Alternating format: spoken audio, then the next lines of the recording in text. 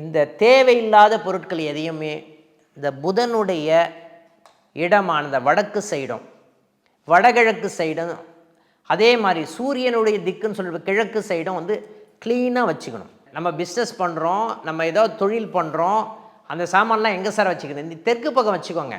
அதே மாதிரி மேற்கு பக்கம் வச்சுக்கோங்க. இரும்பு சம்பந்தப்பட்ட விஷயங்கள் எப்போவுமே மேற்கு பக்கம் வைத்துக்கொள்வது நல்லது. மரம் சம்பந்தப்பட்ட விஷயத்தில் தெற்கு சைடில் வச்சுக்கிறது நல்லது. இந்த மாதிரி நம்மளுடைய பொருட்களை எதை எங்கு வைக்க வேண்டும் சொல்லிட்டு கரெக்டாக பிளான் பண்ணி தான் ஒரு வீடே கட்டணும். சரி, வீடு கட்ட முடியல சார் என்னால், நான் இருக்கிற வாடகை வீட்டில் இருக்கேன், எங்கே வைக்கணும்னு நம்ம பிளான் பண்ணி வைக்கணும்.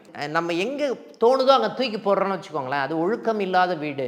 ஆட்டோமேட்டிக்காக அங்கே வந்து பார்த்திங்கன்னா மூதேவி இதெல்லாம் நடமாடும். பொருளை வந்து பார்த்திங்கன்னா எந்த இடத்துல எதை வைக்கணும், எந்த இடத்துல க்ளீன் பண்ணி வைக்கணும், எந்த இடத்துல வெயிட் ஏற்றணும். நம்ம என்ன சொல்லியிருக்கோம், மேற்கு பக்கமும் தெற்கு பக்கமும் வெயிட் ஏற்றுங்க. அப்போ என்னன்னா உங்களுடைய பொருளாதாரம் சம்மந்தப்பட்ட விஷயங்கள் தடையே ஏற்படாது. நீங்கள் என்ன பண்ணுறீங்க அப்படின்னா வடக்கு சைடும் கிழக்கு சைடும் பொருளை தூக்கி போடுறீங்க. அப்போ என்னன்னா அந்த வீடு என்ட்ரன்ஸே வந்து பார்த்திங்கன்னா யாரும் வரவே முடியாது. ஓரளவுக்கு தான் உங்களுடைய பொருளாதாரம் என்னதான் கஷ்டப்பட்டு போனால் கூட அங்கே ஏதாவது ஒரு தடை இருந்துக்கிட்டே இருக்குது. இதை மாற்றுங்கள், உங்களுடைய பொருளாதாரம் மாறும்.